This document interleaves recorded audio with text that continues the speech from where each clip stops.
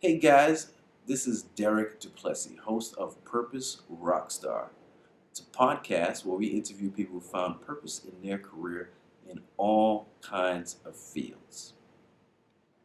Today's interview is with Gretchen Rubin, author of The Happiness Project, Happier at Home, and a lot of books about happy. I really enjoyed this interview because I got to know the journey of the person behind famous author that we all know. It was really cool, and we got into a little bit about her writing process. I know you'll enjoy this.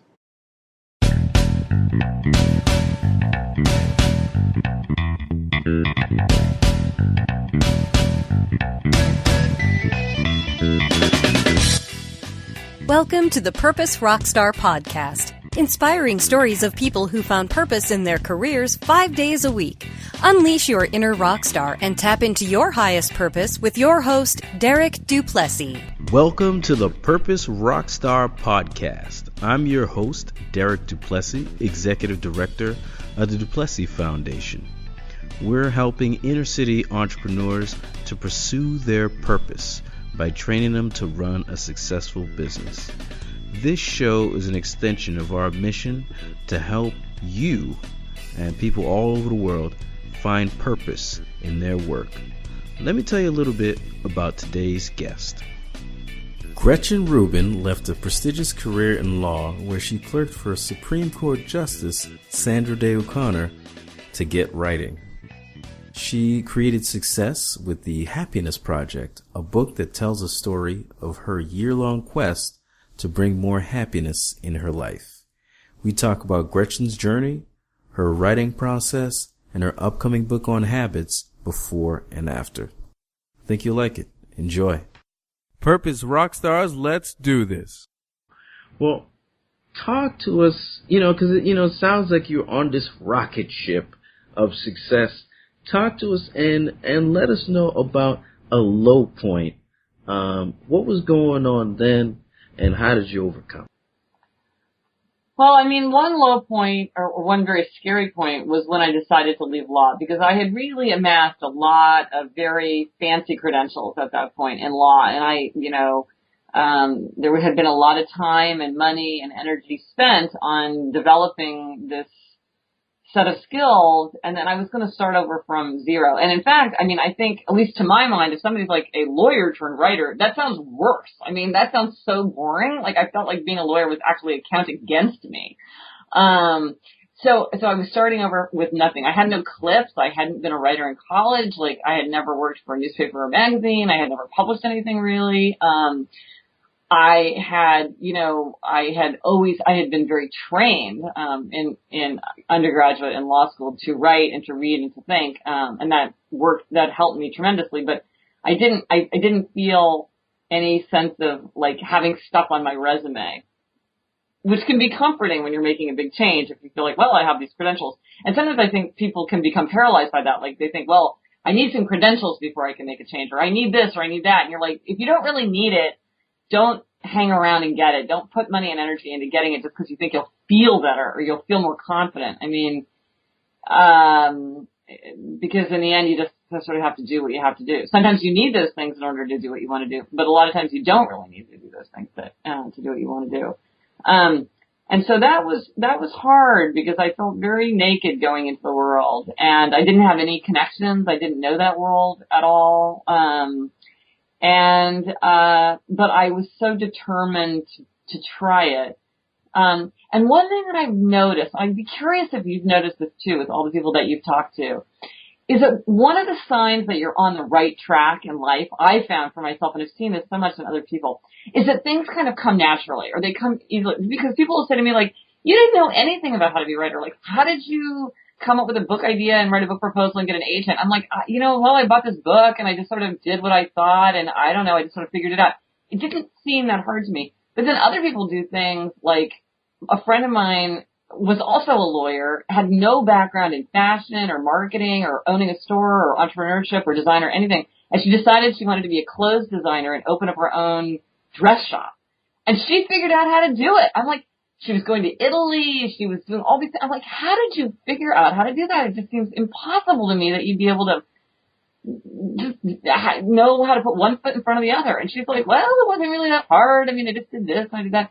And I thought, well, it's because it's a good fit for you. It just kind of came naturally. And sometimes I think one of the signs that you're doing something that is not a good fit is everything feels sterile. Like everything's hard. Nothing comes easily. No information sticks in your head. You don't like the other people that you're working with. You don't like to talk shop. That's one thing I realized. Like, as a writer, I love to talk shop. I would talk shop every day if I could, in every possible way. But when I was a lawyer, I didn't like to talk shop. And I think that was one of the signs that I am happier as a writer than as a lawyer. Because sometimes it's hard to tell if you're on the right track or not. It can be confusing. And I think that's helpful. Also, one thing, what do you remember without effort? Like I was saying, I remember quotations very easily. That's a very writerly thing, I suppose. But as a lawyer, I could never remember how cases turned out. I could remember what the issue was, but I could never remember who won.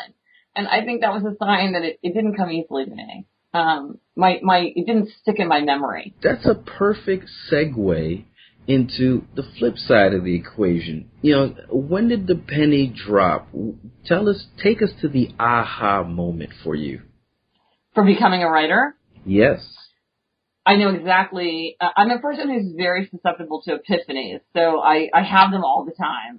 That's great. And so I was clerking, and I was going for a walk on my lunch hour, and it was a beautiful fall day, and I was standing in front of the Capitol, and so I saw this white Capitol dome gleaming against the blue October sky, and I thought, if I were going to write a book, I would want to write a book about something that everybody in the whole world is interested in. And I thought, well, what is everybody in the whole world interested in that I'm interested in?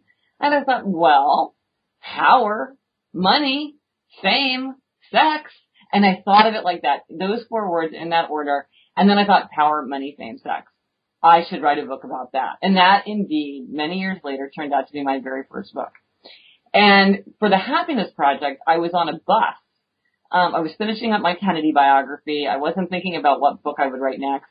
And I was staring at the window. It was pouring rain. And I had one of those rare opportunities for reflection that you don't usually get in everyday life. And I thought, what do I want from life anyway? And I thought, I want to be happy. But I realized I didn't spend any time thinking about whether I was happy or how I could be happier. And I thought, well, I should have a happiness project. And it hit me in a flash. Those are the words, happiness project. And the next day I ran to the library, got a huge stack of books, and started to research happiness. If you wanted to understand happiness, if you wanted to try to be happier, what do the ancient philosophers teach? What does contemporary science teach? What does popular culture say? And at first I was just doing it for my own happiness project. But before long I realized, this is a really rich subject. This could be a whole book. I would really like to write this book. And so that was how I did it. So with all of my deciding to become a writer, and then also with each one of my books, there's a very specific moment where I think this is a really huge idea. And often even the title of the book is part of that opinion. There's more to that interview. Yeah, more. And you can find all of it at purposerockstar.com. Link is right there. Yeah, right there. Yeah, right there. So it's really, really awesome that you can go to purposerockstar.com. If you're one of those on-the-go Apple people, you can check it out on iTunes. There's the link. And for my non-Apple people, I'm going to make sure there's a link on Stitcher somewhere next to me.